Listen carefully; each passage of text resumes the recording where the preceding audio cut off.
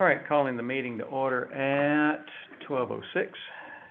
Could we have a roll call, please? Mr. Egan? Here. Ms. Lasky? Here. Mr. Dodds? Here. Mr. Gentili? Here. Ms. Kaminsky? Here. Ms. Goodman? Here. Mr. Becker? Here. Can we get an approval of the agenda real quick? And everyone should have received an updated agenda just now. So moved. Second.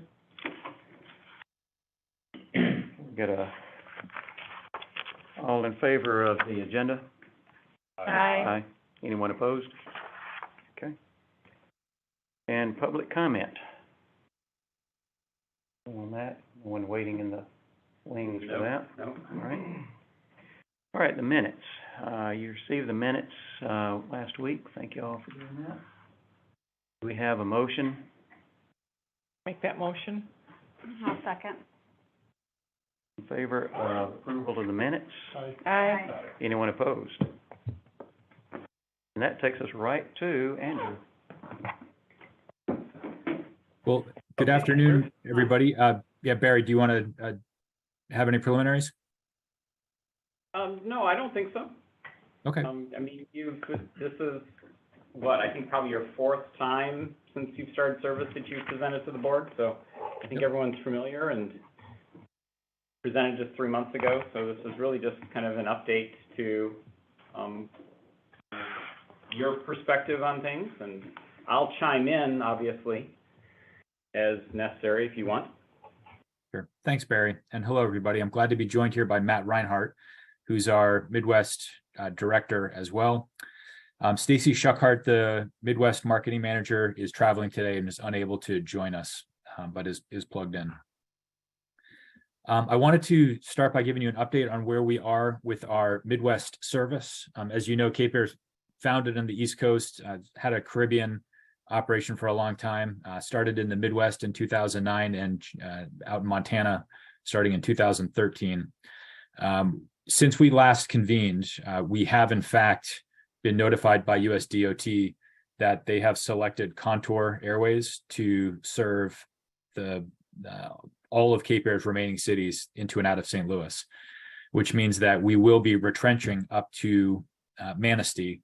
Will be the real focus of our Midwest operation. And in fact, will be the only thing left for Cape Air in the Midwest, the Manistee, Chicago. I've had lots of conversation with Barry about what this means as a practical matter for Manistee. And I think what it does do is help us concentrate resources in Manistee. Thanks to Barry's help, we've now got maintenance in Manistee, so we can do our own maintenance there. And we've got a lot fewer moving parts to worry about from a reliability standpoint in the Midwest. Our crew continues to, per the contract, be based in Chicago O'Hare, and they overnight in hotels at Manistee. We have had one individual who's accepted our offer to be based in Manistee. It's easier for the airline to have crew based in Manistee as opposed to in the outstation or in the hub. But in this case, with the union agreement, we've not been able to get more than just one at this point for the summer schedule.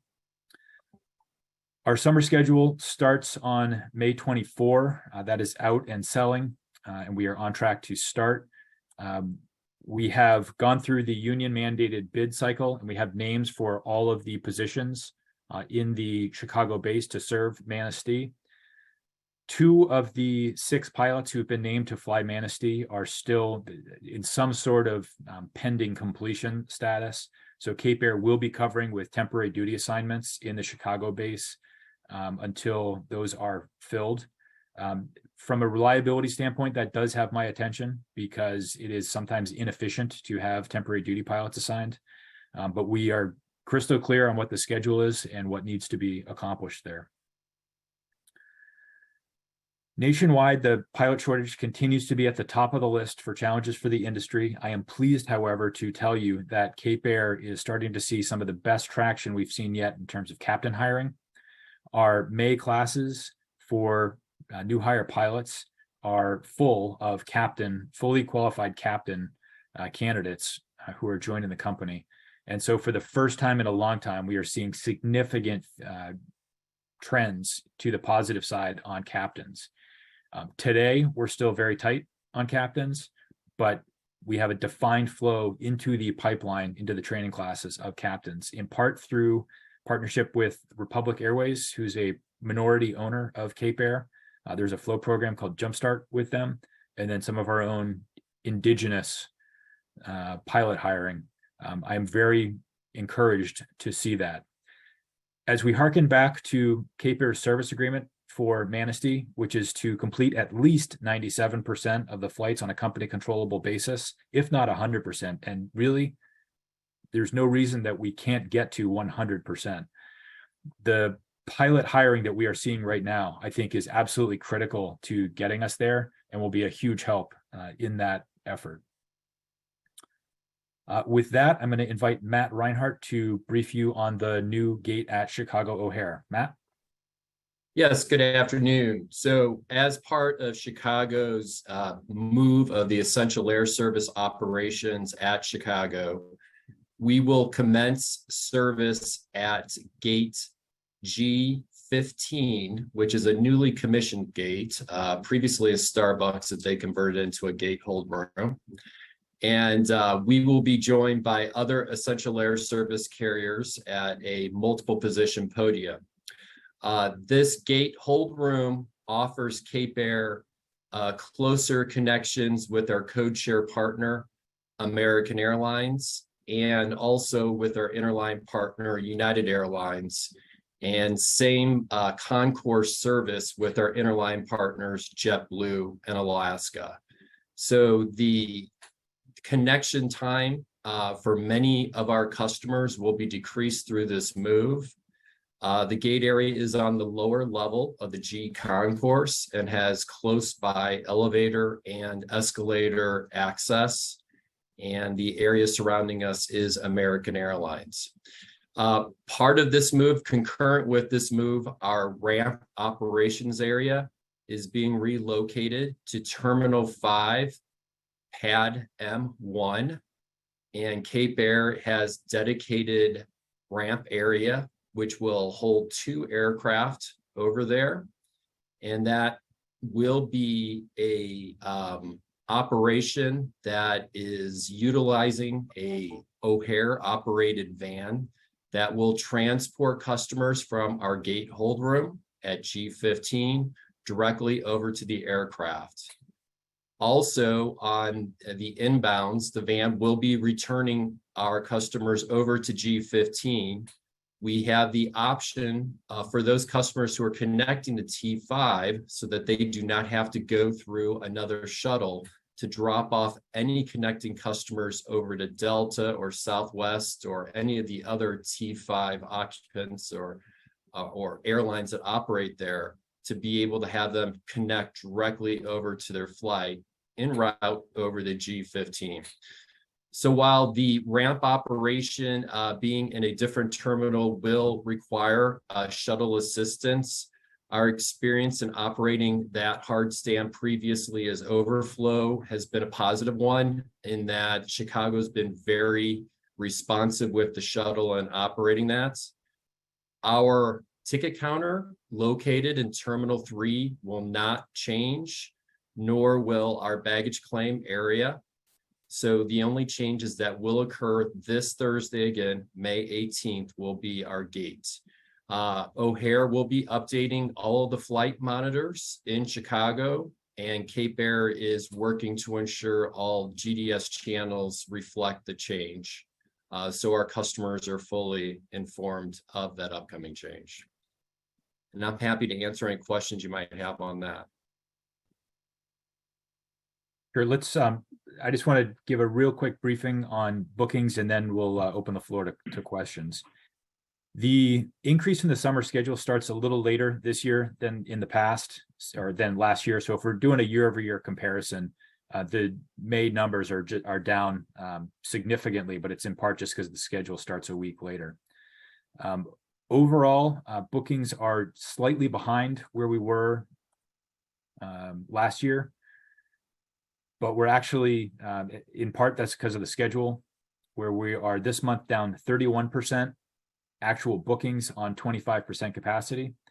I do believe that some of that is in part because of our less than perfect operation. Some of the people from the flights that we have canceled month to date, and there's been a handful of flights we have canceled month to date, are not taking their return flight. And so we lose those bookings, of course.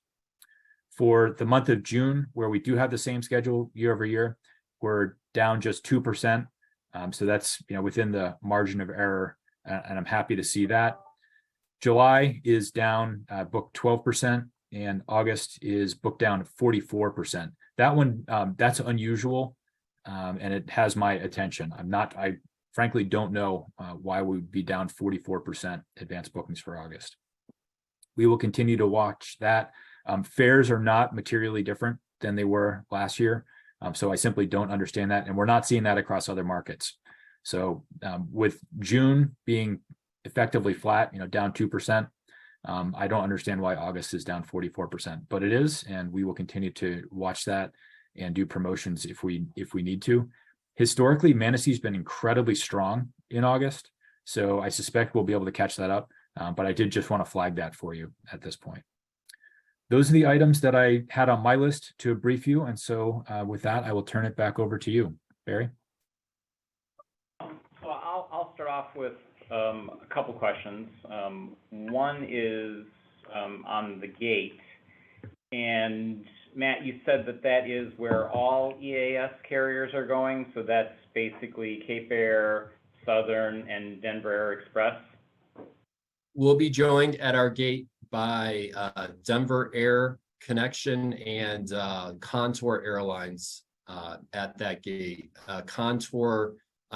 Southern has other arrangements at O'Hare, and we will not be joined by that carrier at that gate. Okay, so then for Contour and Denver Air Connection, they're also utilizing the shuttle, and aircraft are over at Terminal 5, so it's... Correct. So it's basically a process that has been in place for at least a year with Denver Air Connection that I'm aware of, probably longer. And you're just kind of joining what others have been doing, as opposed to this being a new thing that has bugs to get worked out. Yes. Yes. Okay. Good. And then Andrew, as it relates to bookings, when we had talked about this a month ago in our call, we were focusing at that time on May being behind. We weren't looking out to the August timeframe. And one of the things that you had told me at that time was that in some ways, I don't know what's the right wording to use, is you were attempting to slow down advanced bookings compared to a year ago because of the very high load factors we had in some periods, because it's undesirable to sell out all the seats a month in advance, because then you're not serving the community by providing any air service for someone who has a need close in. How much does that play into this? Sure. Thanks, Barry. Great question. So there's a balance in the airline world. Ideally, you want to fly 100% full and have sold that last ticket 1 hour before flight time. That's the ideal way that air service works. We're mindful that anytime an aircraft leaves with an empty seat, that's just wasted capacity. That's not helping out anybody in Manistee. At the same time, if we're sold out 6 weeks in advance, it's also not helping people out who, just got that invitation to go do the job interview or had a family member die and they need to go be with their family. It makes no sense to be sold out way in advance either. So it's a balance. Because we had experienced extraordinarily high booked load factors in the past, particularly in mid-May, when demand was starting to pop up, but we're still only on the winter schedule, we had taken some actions to increase the bucketing a little bit to slow down some of those bookings. Maybe we went too far in that, but I can tell you honestly, the average fare is only up a couple of bucks.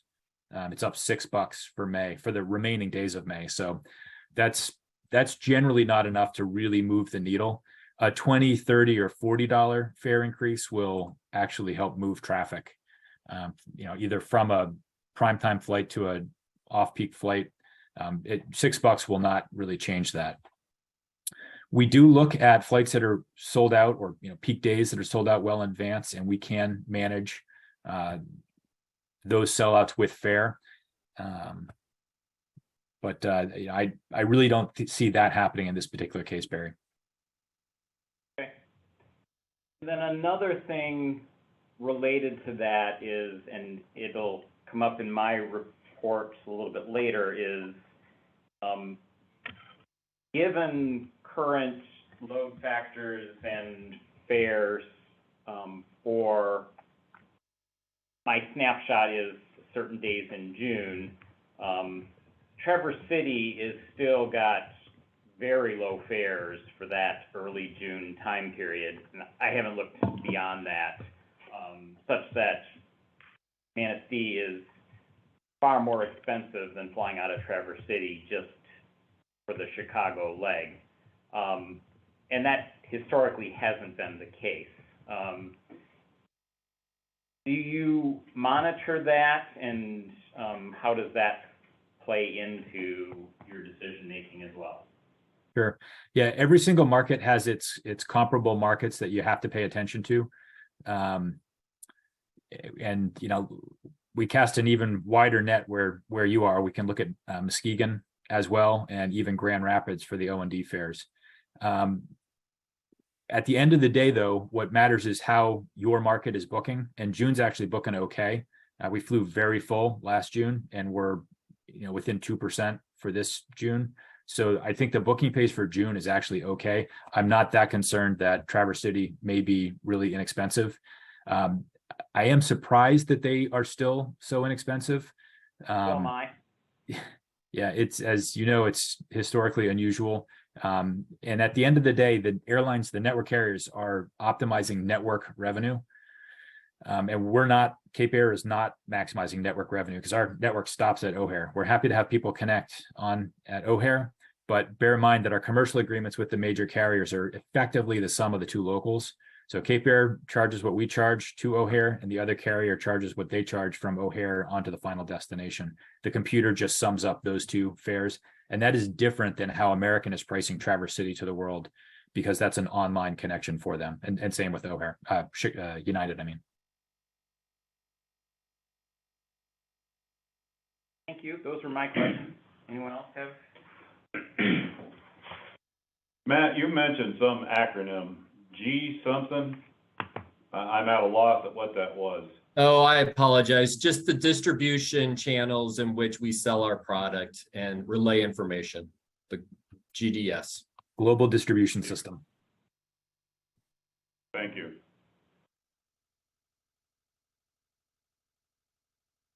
Anyone else have anything? I'd add that my wife and I flew Cape Air and had just a terrific experience back in March, connecting to an overseas flight, and same thing coming back. And the service here in Manistee and the service in Chicago was it was over the top. It was wonderful.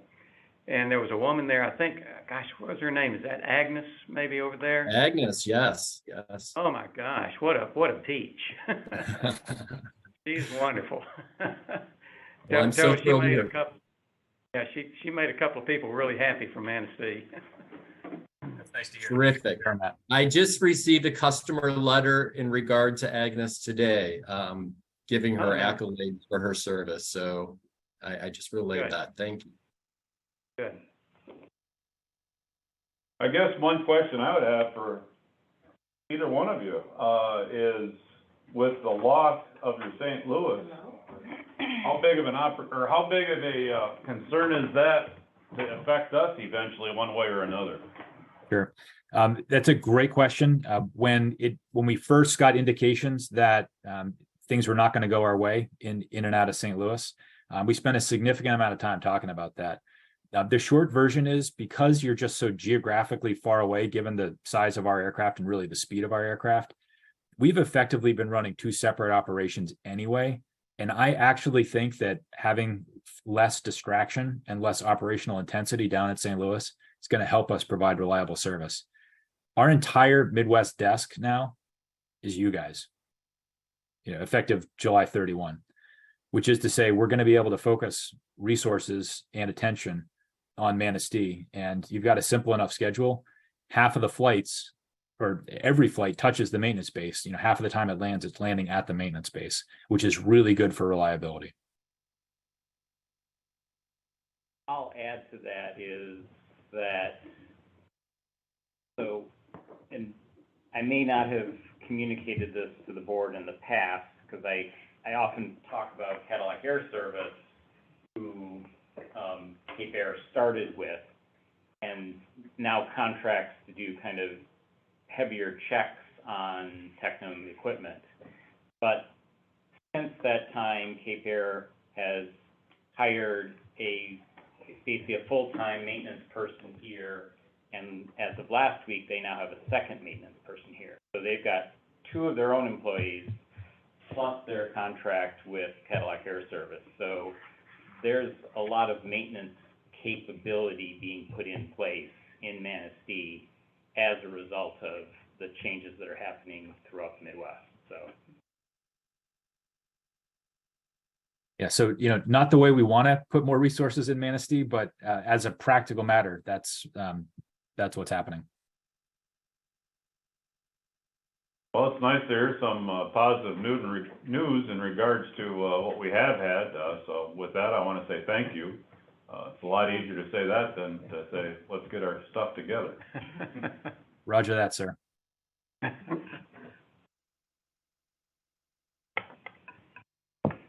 think that's it. Okay. Thank you so much. Thank you all, and look forward to continuing to check in. Barry and I have a good rhythm of scheduled calls, and then also we touch base whenever we need to as well. So thank you all very much for your time and attention. Thank you. Thank you. And that takes us to the treasurer's report. I don't know how you guys wanna do that right now. So I split them out. So the first page is the 2023 accounts payable, which is the airport fund.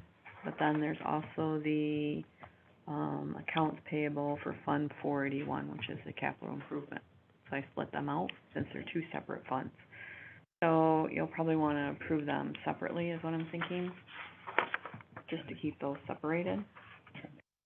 It's okay.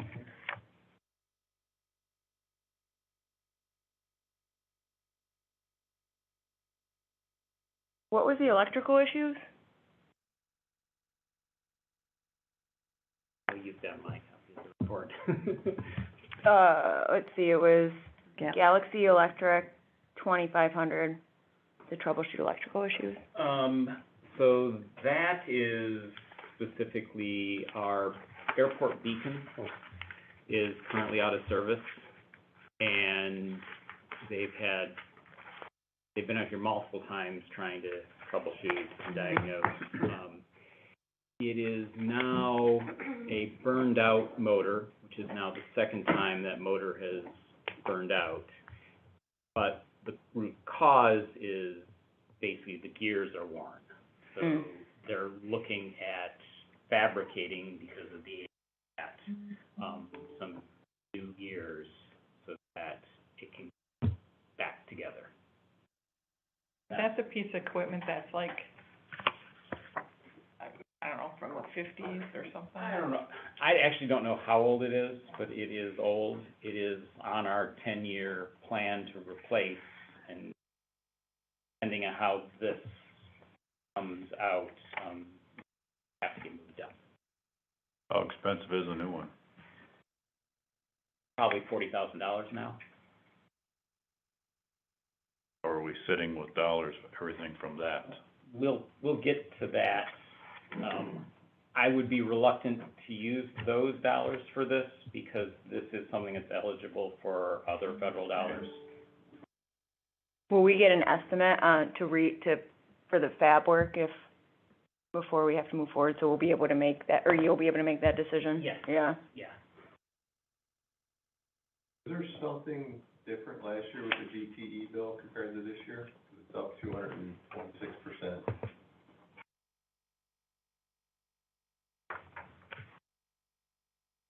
Oh, let's just look. You mean like for this month? Yep. Mm, Last year was $373, this year is $1,200. I'd have to pull them and look, 'cause it could be for 2 months.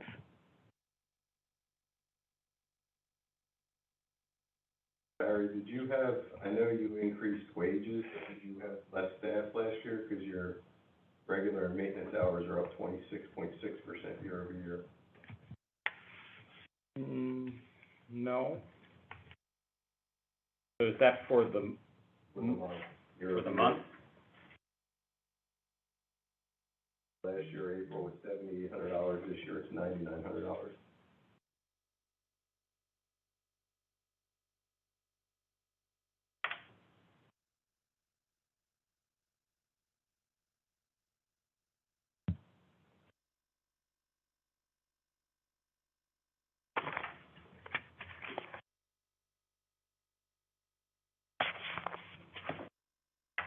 I guess what page, oh, right, huh?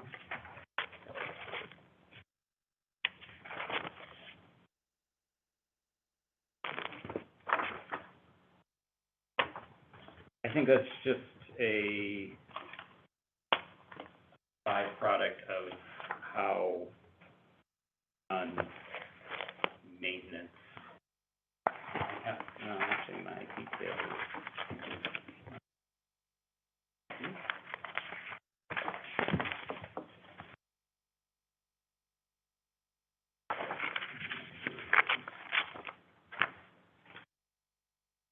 I don't have an answer on that. Check into the DTE and the maintenance for next. I almost wanna say the DTE is because the bill was paid late and they wanted a security deposit. And so then after a year, they released that security deposit. So maybe last year they had released that security deposit, and that's why it was only $300. I have a hard time believing the DTE bill, 'cause there's 2 of them would be that. So I'm thinking that's what that was. Because I think in the middle of the winter, it got pretty high, and it was because we had to do a $800 or $700 security deposit. But then they'll release that after a year. So I'm thinking probably about that time is when they released that and gave it a credit on the bill, but I'll look at that for sure. But I know that I did have to pay a security deposit on that. Nothing in regard to the new line going into the, hangar? No, that's Nothing consumers, yet. Oh, yeah, and they haven't finished the others, So so. why do they ask for security deposit? So if the bill is paid late, then they want a security deposit to put down. In late?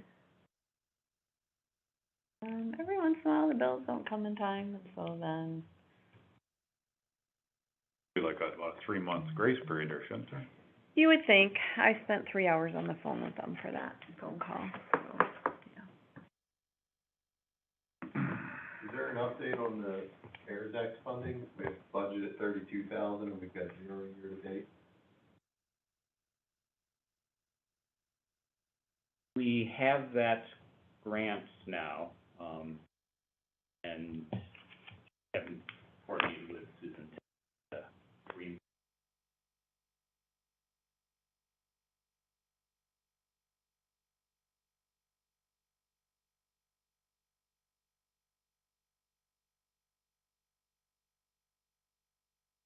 Repairs and maintenance, apologize, I know that you said it's way over again as usual, so do we wait until the end of the year to make an adjustment? Yeah, we'll do that at the end of the year. We'll see where the other line items are.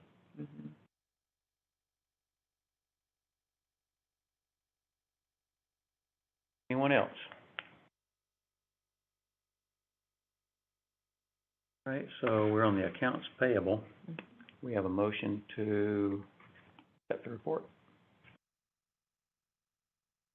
You'll wanna do it in separate, a separate report? Probably so, yeah. Like our airport, Mhm. 46, 159, 21. I'll make a motion to approve the, payable 23. Roll call? Ms. Lasky? Yes. Mr. Don? Yes. Mr. Gentili? Yes. Ms. Kaminsky? Yes. Ms. Goodman? Yes. Mr. Becker? Yes. Mr. Egan? Yes. And then we'll just wanna approve the accounts payable for Fund 481, which is the, Airport Capital Improvement Fund. I move to approve the AP for Fund 481 for April. Or, Roll Mr. call? Yep, Mr. Don? yes. Mr. Gentili? Yes. Ms. Kaminsky? Yes. Ms. Goodman? Yes. Mr. Becker? Yes. Mr. Egan? Yes. Ms. Lasky? Yes. That takes us now to the financial statement. So then we have the, revenues and expenditures. And then we also have the trial balance. And then I also did a worksheet, so everybody will have one of these, so you can see where the 3 different phases are, the 3 different grants that we have for the county, because we have to account for the grants, each one separately, when we do the quarterly. So I set this up, so this will be in the packet until we're done with those grants. Nice. So that's Thank like you. basically gonna end up replacing our whiteboard here? Okay, that's good. Yes, yes, that's good. But So you can, that's actually billed. Right. okay, Plan. So like Okay, you'll so that's see. still good, okay. They'll come So, like, together. yeah. That's right. Like you'll see like the Ting Hangers 105, Yep. and we did have, that removal, so then this is the remaining of the grant, and then each, Thank Yep. you. yep, Thank you, that's great. yep. And then I do have the Orchard Beach Aviation for the rent and fuel sales too, for that, so. So it'll make it on here when it's paid, not necessarily invoice received? Right, so it goes hand in hand like with here, so like, as they come up for payables, and then they'll Yeah. get added to here, so then you'll see, Okay. where you're at with that. Did anybody have any questions on, revenue or expenditures or on the trial balance? What is industrial marketing? Listed, the title of the marketing company, but it's listed as repairs and maintenance. Industrial marketing is the company name of our regional Oshkosh equipment distributor. Well, that's a strange name. It is a strange name. The advertising expense for Orchard Beach doubled this year. Year. Should it continue, or is that something we need to monitor for ongoing expenses? About the 888.57. I think what that is, part of that is just timing of when we get billed by Google. But we are right now in a higher spend on our online advertising through scheduled to scale back either mid-May or the end of May. So we ramp up seasonally, so we spend more in the spring and then again in the fall, lower in the summer because generally we don't have a lot of seats to sell at that period of time. So that is part of it. Don't have I think that was 650 of spend on that. Rest are things like our subscription to MailChimp, $30 a month now, other little things. So that's really where that comes. And my guess is last year we were probably not a $650 a month level. We were probably at a $400 a month level. Last year it was $428, this year it's $888.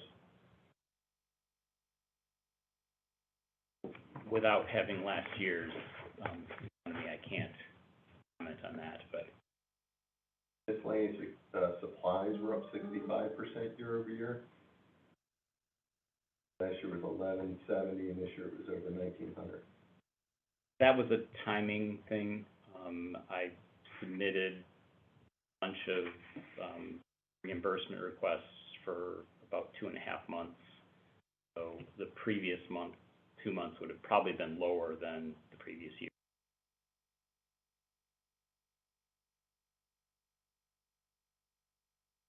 A lot of the things that end up in miscellaneous supplies are basically things that I put on my credit card since we don't have a way of paying for things. Or a billing agreement with a vendor or a reimbursement. I get around to basically balancing my credit card statements. Those come through some.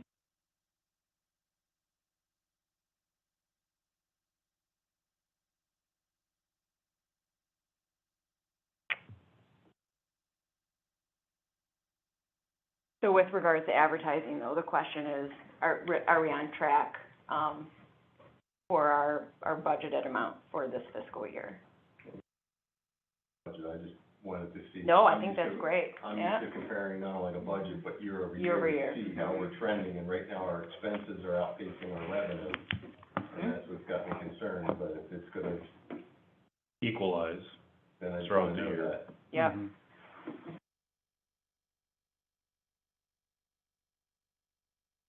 I mean, on a good note, your car rental fees are well up, your fuel bills are well up, but I'm a little concerned that the rent royalties and landing fees are not growing at, and I know that they're at a fixed rate, I think it was, what, 2 or 3% a year?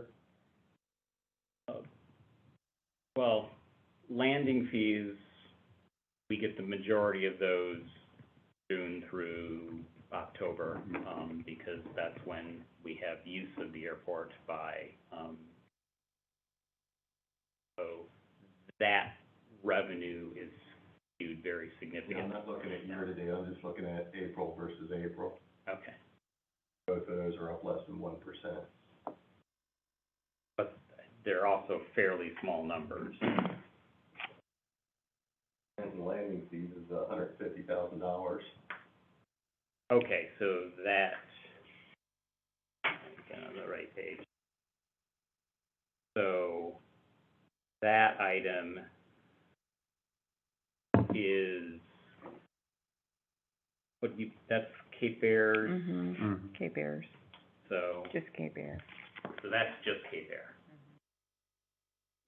And then the $1,000 goes into the rent and royalties, Okay, or goes into the hangar rental. So that rent and landing fees is just Cape Air.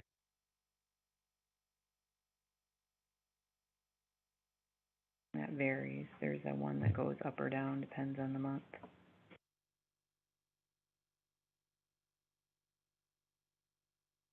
so that should be 3% higher than a year ago, our contract with Cape Air. So I thought, but one's up 0.97, and the landing fees is up 0.86%. What we agreed on, like a 2 or 3% increase year over year.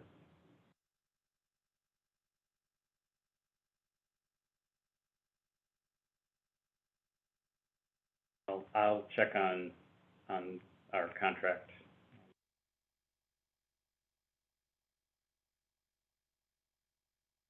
That we're billing the correct amount. That also had to do with actually how many planes landed, because that's a per landing fee, isn't it? Not that line. That one, That okay. line is, we bill Cape Air Gotcha. based on their schedule, Okay, so, Okay. you know, they cancel and don't fly, we still bill them landing fees. gotcha. The weather cancels them? We still do it? We still do. Yeah, okay. I got a question just to backtrack a minute. Maybe it's a stupid question but when you were talking about, paying the vendors and everything, and you have to go through your credit card statement and everything, are you using your personal? My business card. I mean, is it for strictly the airport? Or are you lumping this in with other entities that you do? Well, it's Orchard Beach Aviation, so, Oh, okay. Just when you said my credit card, I was thinking if it's your personal credit card, that probably doesn't make too much sense to do it that way. Okay, just asking. I use my credit card because it's not an airport authority issue. Air authority is a, that's right. Are you able to, and I've run into this, using a credit card, you get cash. Thing, I mean, if we go through Amazon, we've got a business account set up, that is tax-free. For other things, it's not worth off purchases.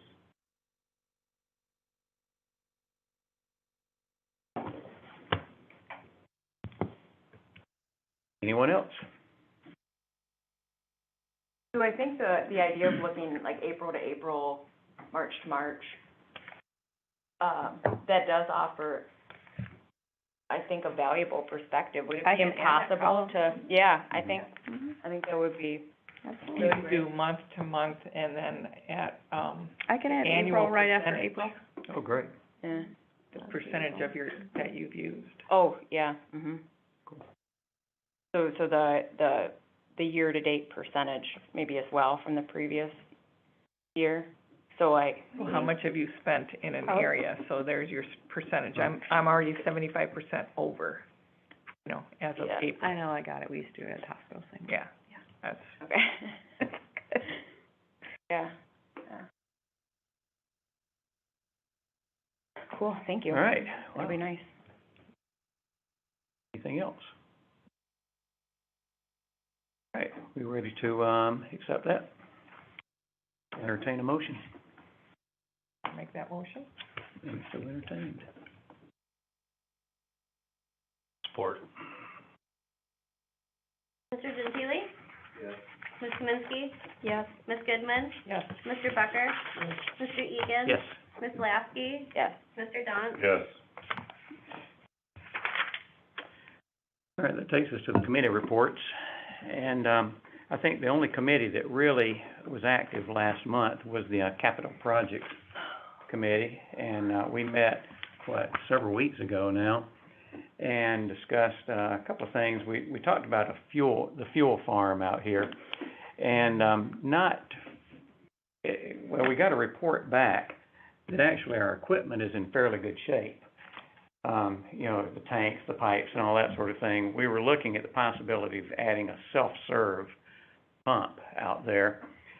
And we looked at what the actual revenue, the use of that would be. And it's about a $40,000 price tag, a few cents under, but right in that $40,000 range. And we talked about it for a long time and decided that we couldn't really justify that expenditure for the low amount of use it would be. Basically, it would be offering fuel to people after hours. And our summer hours here go until 8 in the evening, and in the morning it opens at what time? Okay. So for the small number of sales, we just couldn't really justify a $40,000 expenditure at this time, especially since the rest of the equipment seemed to be in pretty good shape. What we did do then was we walked around the building, and you had some really good suggestions on that with the looking at the flooring and just some of the maintenance issues in this building. This building is 25 years old, I think, something of 15. Already. This building is 15? 15. Okay. But just looking at a few things along those lines. So that's really kind of where we are right now. I think that was the big thing I wanted to talk about was the fuel farm, though. And if there's any question about that, that's where we landed. Yeah, it'd probably be about, 4 hours total, you know, from 8 to 10 maybe, Mhm. and then from 6 to 8. There really wasn't Yeah. belief that there'd be a lot of usage there.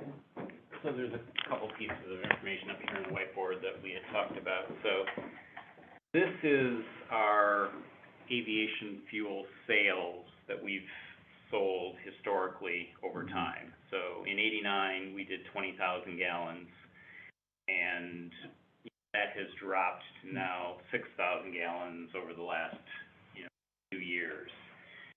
So you think of a markup maybe of around $1 a gallon, to justify a $40,000 expense, payback on that, you know, how much additional are we going to get in those windows that would basically, you know, contribute back to, paying off that, it just doesn't make sense. Where it does make sense for small airports, because most small airports do have self-serve fuel, that's because they don't have other staff that are manning the airport, weekends or even many hours during the weekdays. Because of Cape Air operating 4 flights a day, fueling them and all the jet traffic, we've got staffing here for those windows, so the incremental is not much for us. If we didn't have commercial service and we were a Ludington where they have self-serve fuel and they basically just have one employee there periodically, makes more sense because you're offsetting that employee cost with, but those employee costs are already sunk for us supporting the airline. So it just doesn't make sense in our scenario while we have commercial service. That was one thing I wanted to mention. And then here is the list, and we didn't talk about these first two, Mike. Yeah, that was next on my list here. Okay, now let's continue. Well, you may want to talk a little bit more about that. The next thing we talked about was the hangar door on the Cape Air, maintenance hangar that they're using it, well, the maintenance hangar down here. And it was deflecting with some strong southern winds. And, so there's a chance we can put a brace on the bottom of that thing to maintain that door. And looked like we could do that for more or less $3,000 we talked about. I think the quote is $3,800. $3,800, okay. But the door itself, if that door gets damaged, It's expensive. is really expensive, yeah. So we did talk about that, and we talked about the heat in there, but we didn't talk enough for me to really speak to it. So the heat is, so last summer, the board approved an expenditure of adding heat to that hangar. My recommendation would be at this point in time that we pay for that out of one of these grants as opposed to our general fund, since it's enhancing an asset of the airport. That's where that comes from, as opposed to that being essentially an unbudgeted general fund expense that has come out of our grants. And then the door bracing, I've got a quote on that, so that just needs to be approved.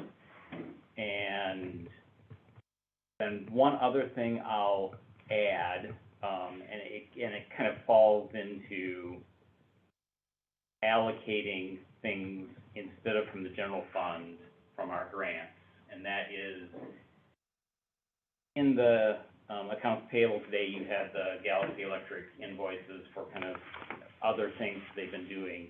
I also am sitting on an invoice from them that's basically for work they've done over the last year that is LED lighting upgrades within terminal predominantly, I believe also some of the parking lot. So we've been operating with Galaxy Electric under kind of an understanding that as things fail, as they need to come in and either replace ballasts or things like that, let's switch out the fixtures with LEDs at that time.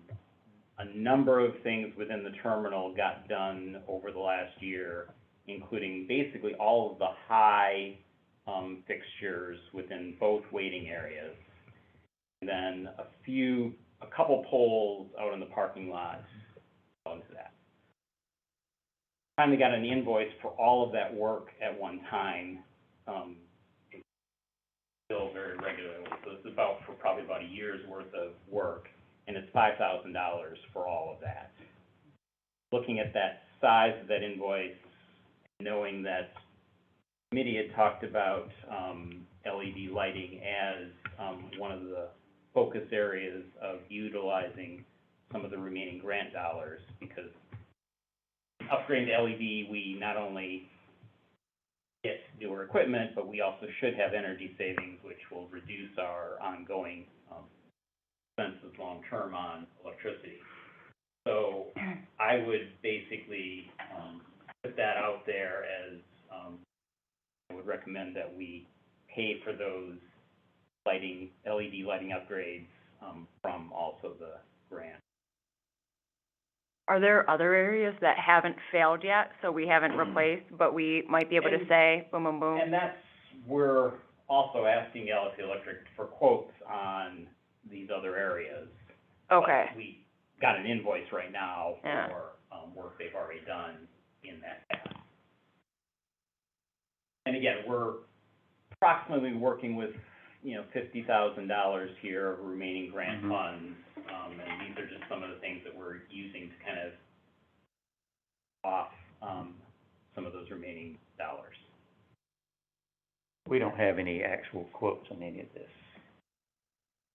Well, so we do have a quote for the door bracing. Yeah, that we have. And then this existing invoice. So I would ask that the board approve those two, Right. since they're things that we can Right. move forward, Mhm. and we've either got an invoice or a quote for, while we're working on getting bids on the rest. So we've had Eglins out here. We haven't yet gotten a bid on some of the things that we're looking to add to what they on in kind of the first pass. This down here you're talking about? Yes. Okay.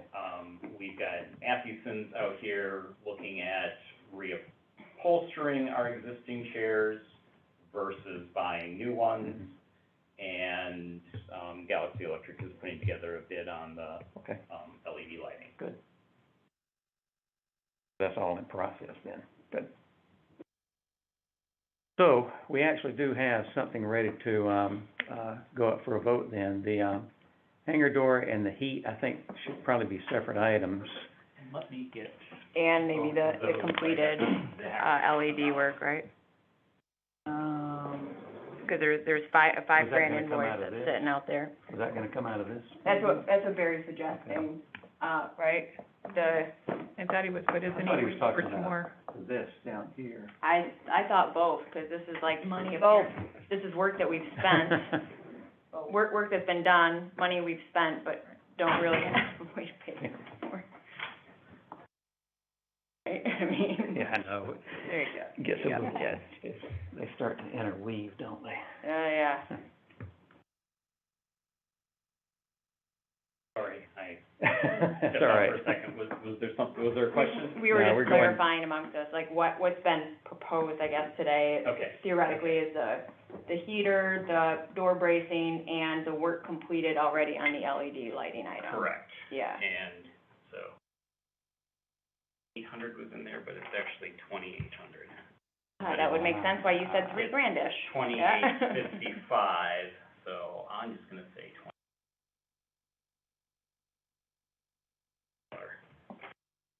And on this, it's 5,003. Do we want to do these separately or add them together, Since they're two different providers? providers, I would do this separately. All right. Okay, I will make a motion that we pay the $9,000 for the Cape Air hangar heater. We don't have a bill for that yet, Oh, and the board's already authorized the expense. So I would wait until we get you get it? the actual invoice and we know what the exact amount is before we say that that's gonna come out of here. All right, so From a it's only, consensus standpoint, I'm Mhm. comfortable, that that's where we will go, but I'll bring that back when we actually have that invoice. so we're going to spend the door bracing and some of the LED lighting, that's what we're, Correct. Mhm. Those are the things that I have physical paperwork that can be. all right, so I will make a motion that we, spend the up to $2,900 for the Cape Air hangar door bracing. That is speed wrench. Second? Assuming that's, you want that to come out of the Ting Hangar refurbishment? Grant 1, 2, or 3? 3, I thought. 3 is what we currently have the What we're most. working off of. Yeah. Because we've got like this extra 45 out here, right? So Right, yeah, 'cause we're not doing that. Is that But we allowed al- in terms of We also have funding? a lot of extra dollars in grant 1 too, so, Mhm. So the doors, I would say, are more for hangars right. than they are for a terminal. Right. What? I would say grant 1. That does make more sense, It does, really. yeah. Is this? Yes, I agree. important that we keep this here? Well, the 62,000 is theoretically what we have left in that grant. We can do format it afterwards.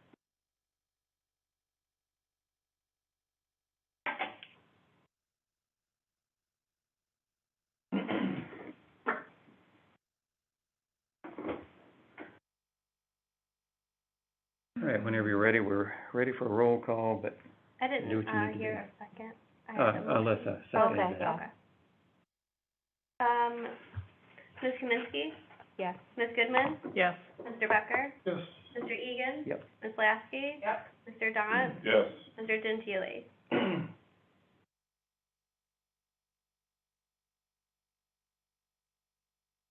Okay, so now we need a motion for the LED lighting. I'll make the motion that we pay $5,335 for LED lighting. I'll second. Do we have a motion and a second? Goodman? Yes. Mr. Becker? Yes. Mr. Egan? Yes. Ms. Lasky? Yes. Mr. Daunt? Yes. Mr. Gentili? Ms. Kaminsky? Yes. Yeah, you can erase that. We don't need that anymore.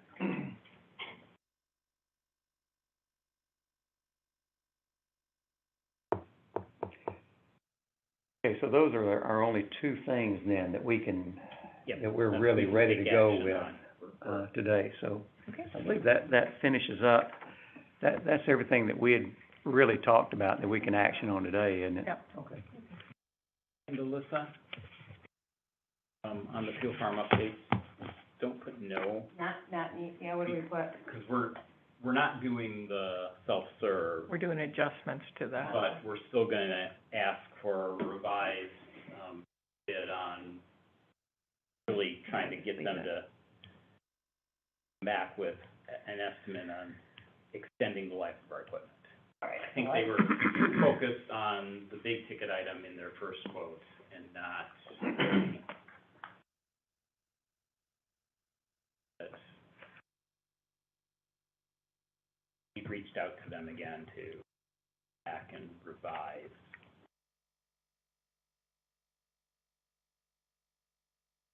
I would put the LED lighting under grant 3. Yeah, I think that makes Yeah. sense for it. Yep, Yeah. perfect.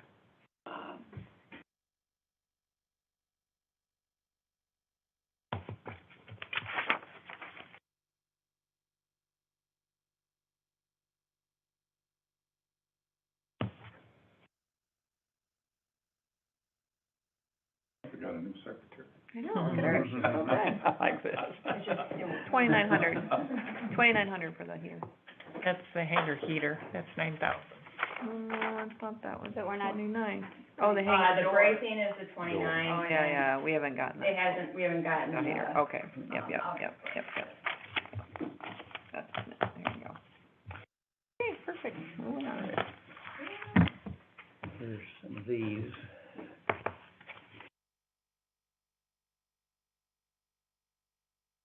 Is that one, Dave? All right, I think Barry, you're up again. Okay. Do you not have enough copies? I just passed these around. Oh, you need one? Okay. No, I've got one. I just wanna make sure, I saw down at the end of the table, they didn't have one, so, but it looks like they do now. Okay, then jumping into my report. So starting off with no incidents or accidents for the month. We have not heard anything, even though we reached out to the contractor on the heater in the hangar. So no update there. We we're required once a year, every May, to do, recurrent firefighter training. And we're now doing that every third year where we host it here. So they actually use the equipment that they're responsible for using, as opposed to doing it at another airport where you're using a fire truck that doesn't very well do what you would need. But it costs more if we host it. We did that on May 5th this year. It was a Friday. Normally in the past, we used to, prior to Cape Air, when we had a larger aircraft servicing us, we were required to also every 3 years do a full-scale emergency exercise. With 9-seat service, we don't have to do a full scale. So that's one of the reasons we're on this 3-year schedule. But when we did a full scale, we would do the training one day, and then the full scale was the next day. So it was a 2-day event. And with it being 2 days, we could get them here on the weekend. And then we could get a good turnout of, well, also doing a full-scale exercise. It really involves all of the neighboring departments and other services. Just doing it for the training, it costs less, a couple $1,000s less, so that's good. But we didn't get much turnout from departments. So but it's a Friday during when most people are working, so volunteer firefighters can't just really show up to do some extra. So good and bad, but we got that checked off. Our annual airport inspection with the FAA is scheduled for next week, so we are in the midst of preparing for that. Last year, our inspection was in July. The year before that, it was September, so they've moved it ahead a couple times for being combined trip. I think we're starting here, then doing Traverse City, then Tellson, then Alpena, so the inspection a Northern Michigan tour. So that's what's coming up and things on the radar. In looking at the second page of my report, the enplanement data, you'll see that we had the exact same number of passengers in April as we had in March. A little bit different in whether they were inbound or outbound, but the same total number. That is our second best April ever, so the only better April was the April that Frontier was here. So overall, very good, and the performance numbers of Cape Air were improved, still not where Andrew or the company wants them to be, or we want them to be, but certainly improved from where they have been. And that's the bottom. So 8% canceled and 8% delayed. Total 84% on time, which is actually the best month in about a year. So I think May of a year ago was a little bit. So some significant improvement versus where we were in the fall and winter. Hey, I know it's not on here, but do you have, in some, tracking anything, like cancellations, was it weather caused or Cape Air caused? Or do we have that? I don't track that because ultimately I don't care they care because they get measured separately. I've never tracked that because even if it's weather, there's usually something that could be done to improve it. I mean, there are some cases where that flight's not gonna go. But a lot of things that get called for weather, it's poor planning potentially in other regards. Yeah. You know? An example of that I'll give is Cape Air has with their smaller aircraft, has a challenge sometimes landing in Chicago when we've got strong southerly or northerly winds. Because the predominant runway flow is east-west down in Chicago. If winds are really strong out of the north or south, Chicago will switch runways that are active, but that completely disrupts hundreds of flights and causes, you know, a big cascading effect. So they do that very rarely. It's got to be really strong. And their north-south-ish runways don't have the capacity to handle nearly as much as their east-west. So predominantly it's east-west all the time. Cape Air, under circumstances, can't land on the east-west when there's a strong crosswind that a larger aircraft can. So this was identified first year they operated as being an issue because we had a lot of spring cancellations that were weather, and this was the reason. So Cape Air put in place a plan where they will utilize Chicago Executive Airport, which is about 10 miles from O'Hare, as an alternate so that they can still operate those flights. So they put in resources there, and they'll bus passengers over, but at least they're getting people there. But since they put that in place, they've never used that alternate. The pilots don't either know about it or they don't want to do it. So again, those were weather cancellations. There are plans in place to eliminate weather cancellations, but then they haven't been used. Got it. So it's a gray area from my perspective. Yep. Now, again, certain types of weather cancellations are definitely valid. So there is a case that potentially there should be a different category, but I haven't tracked that. Yeah, it makes sense why we don't, now that you say that. Well, And except from a when contract the numbers, management. and when the numbers are as high as they are, have been in cancellations, it hasn't been weather. Generally, I will mention if there's a high proportion in a month of weather, but that's not. But those are the ones we need to be noticing and talking about, because that's part of the contract. They're not gonna hit, if they're gonna constantly be canceling for whatever their reasons are, Correct, then, yes. then they're out of here. You have somebody to replace them. Detail schmetail. Yeah, right? They were the only ones that did. So then on the airfare report, page 3, we'll see that things have leveled a little bit on fares. We're still higher than Traverse City on average, which is not a position I like to be in, not where we were last summer. But it's interesting, Traverse City and Grand Rapids are actually fairly close right now. So and again, in the question I asked Andrew about competing with Traverse City as it relates just to the Chicago fare, I mean, you'll see that on these dates, you know, the Cape Air fare round trip to Chicago was $292 and Traverse City was $148.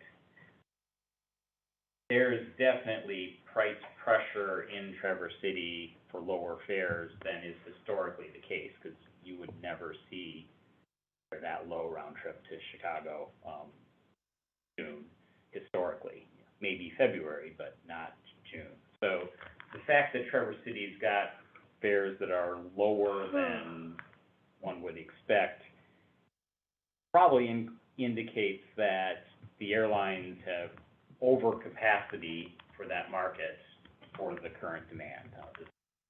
lower than it has been, or the airlines are just being hopeful. I don't know, but that, I think, is a factor in why we're a little bit behind in some of our summer months from a booking standpoint versus last year, is just we're not having that fall spillover from Traverse City because their fares are astronomical up there. I still think they will get there, in not seeing that yet when you throw in some parking, because we're free, that is certainly the leveler of everything. And it is interesting, and, this is just a snapshot of, one thing, and, 7 days of parking is just a random number, but you include that in the averages, that actually pushes Grand Rapids dollars higher than Traverse City, and, $40 more than we. So it all makes a difference. So we're certainly in the ballpark, but I like being, more competitive than we currently are. Any questions on that?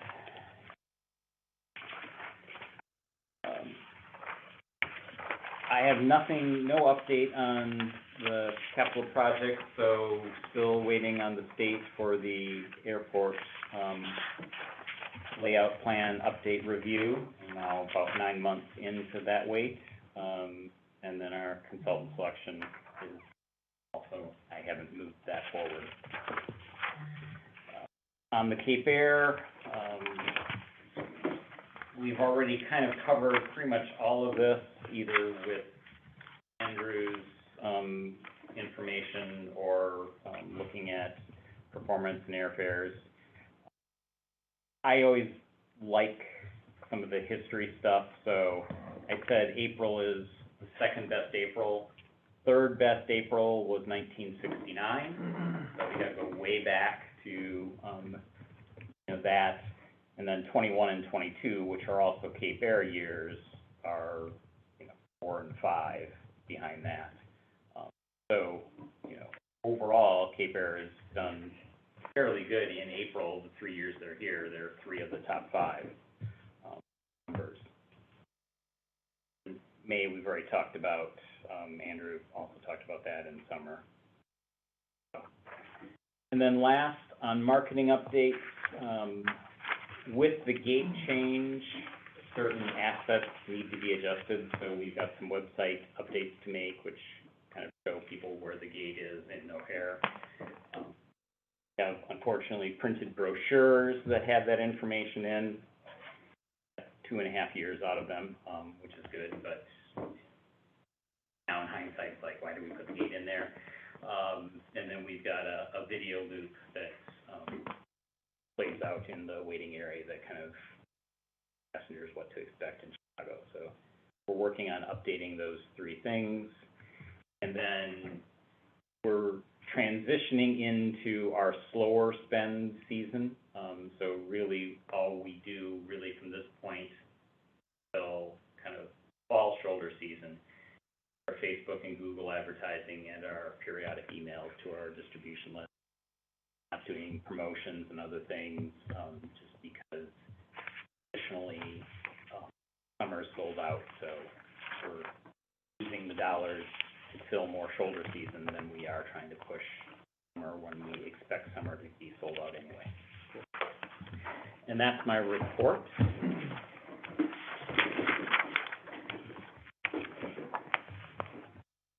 All right. Moving on to new business.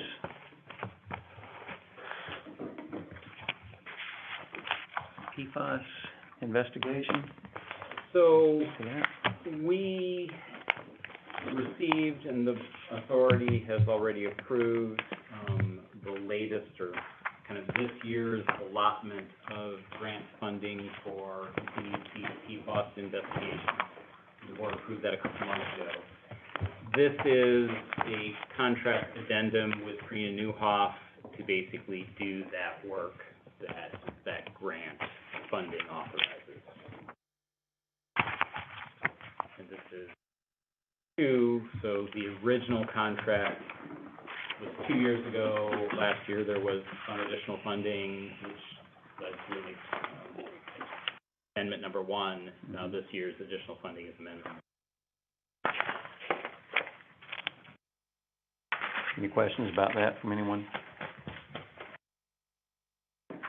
All right, you wanna dive into this next one here? Oh, we Old need business?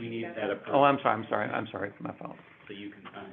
Yep, yeah. We have a motion to approve this document that I'm about to sign.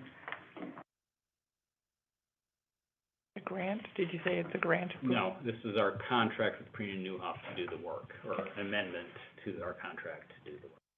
This is covered through FAA funding? Yes. I'll make the motion that we, allow the chair to sign the amendment to the contract to whoever they are. Prina Newhoff. It's been here forever. This one right here. Second.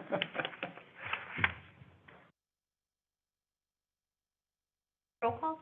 Yeah, let's go ahead and do a roll call. Mr. Becker? Yes. Mr. Egan? Yes. Ms. Lasky? Yes. Mr. Dot? Yes. Mr. Gentili? Ms. Kaminsky? Yes. Ms. Goodman? Yes. And I'm assuming these two spots right here that I'm looking at. Signature. Okay. All right, while I'm doing this, let's go on to the, Manistee Township zoning. So I've now attended the last three Manistee Township Planning Commission meetings, and they are actively discussing what they should do with regards to the airport. And it's become clear to me that there's a lack of understanding, or they don't view the airport as being very important to the township, and lack of education on my part is probably the cause of that. But they have a view in reading some of the same materials that I'm reading, that they don't need to do anything. I read it differently, and again, I'm representing the airport, so I'm not necessarily unbiased in my take on that. But it's clear that we're in different places as it comes to understanding what the state requires of the township as it relates to zoning around the airport. My next step in this is to get clarification, whether my interpretation of state statute is correct or theirs. And I'm not saying that I'm right and they're wrong or vice versa, but we interpret the language differently. And I'm planning on doing two avenues to validate that. One is with the state, and basically asking their experts how this should be interpreted. But I'm also planning on reaching out to George Saylor, our airport attorney, to get his opinion, a legal standpoint. And I'll bring that back to you once I know George's firm has, Dick Wilson in it, who represents every county entity. He does the township as Township. well. So is he the township's? He is. That Oh, is firm is, they have a more junior person that's now really working the townships, and I can't think of his I know, name but now. it's the same, But it's still the same firm. So yes, we are both represented by the same firm, which, for just asking for an opinion, that's not a problem. In fact, it could be beneficial because they could talk in-house and come up with an agreement and, communicate to both sides. That's only a problem if there's something that's litigation. You can't obviously have that. But at this point, for an opinion, I don't think that's a problem. my second part of that would be that we would like it done in a timely fashion. Yes, that is my, I'm not Yeah, dragging this out for 6 months. Yeah, this item's been on the agenda for what, 3 years, 4 years? It's kinda insane. And it's right. And And it's also just as the time frame that the township is now talking about it, so.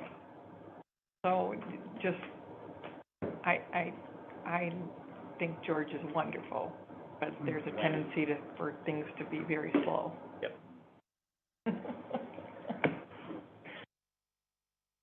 So I just wanted to inform the board that probably gonna be incurring some costs in reaching out, but I wanted to make sure that you were aware before I did that.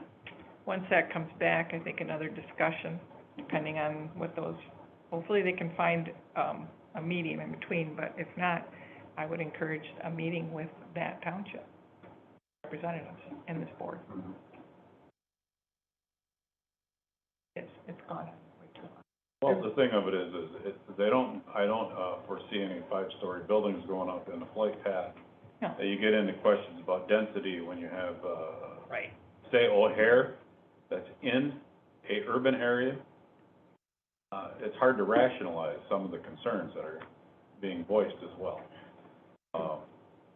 George, you must have some knowledge on If this they don't stuff. feel it's important, what is their goal, or what do they want to, That's varies interpretation. they're afraid of too much noise, too much, The challenge is, and Jeff too much growth? Jeff hit it on the head. It's about the language in what the state provides around density of people.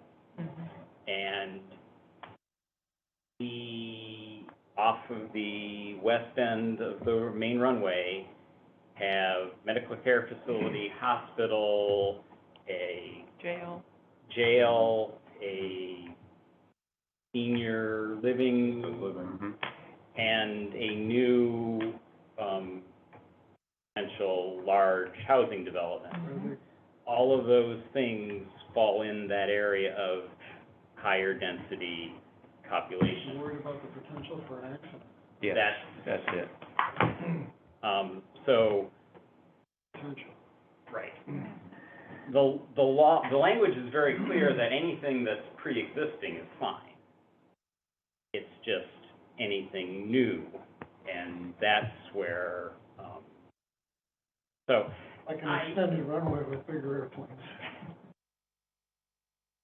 It is, it is not really, and again, this is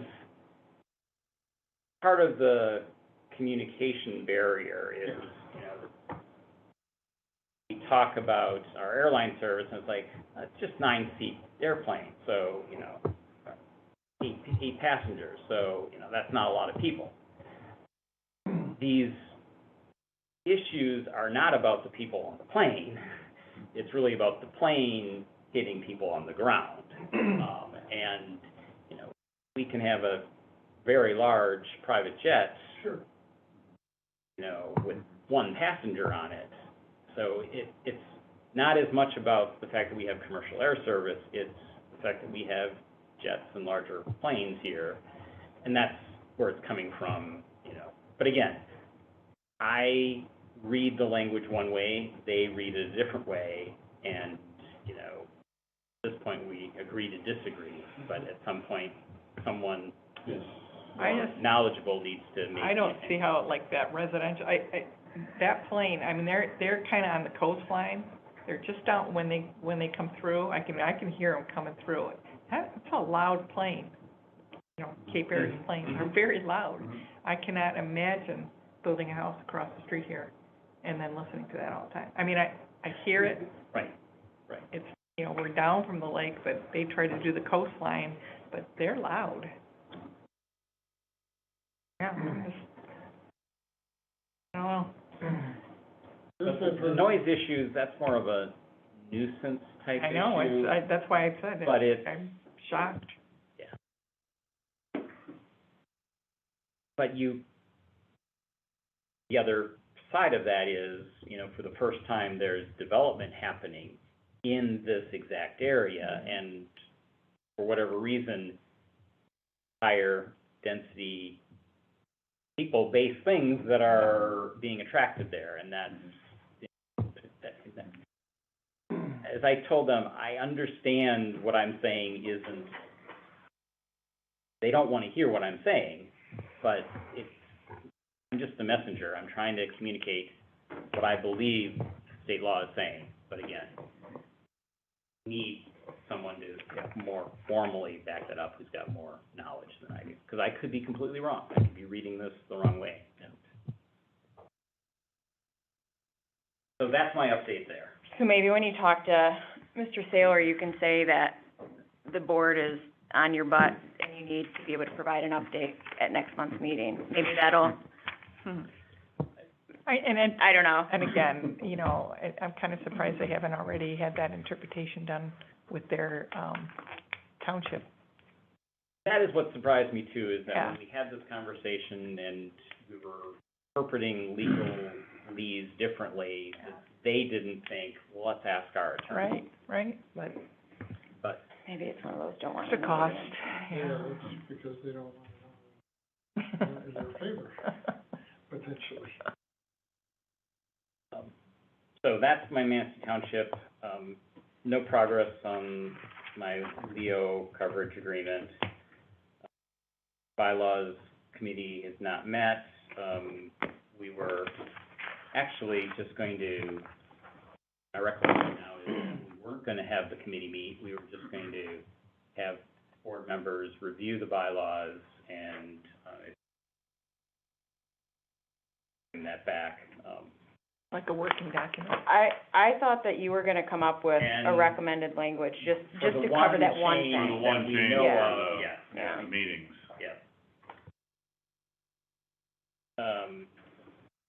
Runway extension plans and that, again, that's being held off until the completion of our consultant selection process, or we can ask those questions during that process. And then I've had back and forth with Lisa Segala on questionnaires from whatever the county's insurance carrier is, asking for additional information. That's moving forward. Those are all the old business items updates. All right. Comments? All these grants and these that come in, that's all from the federal government, shouldn't we ARP, or ARPA funds, yes. apply for as needed, or just yearly, and then you use it? No, we got a one-time, well, it came Oh, in is that what it came is? in two parts, but Yeah, a one-time distribution. and when So- it's out, when it's over, it's over. It's over. So as it relates Right. to those, yes, PFAS, that's a special FAA. thing that the state is doing, so that's through Eagle. And then other projects are part of our annual, federal airport funding, so, yeah, I mean, grants are what get things done Right. at airports. There are a variety of sources. All airports. So you like- Anybody else? Do I hear a motion to adjourn? So moved. So moved. All in favor?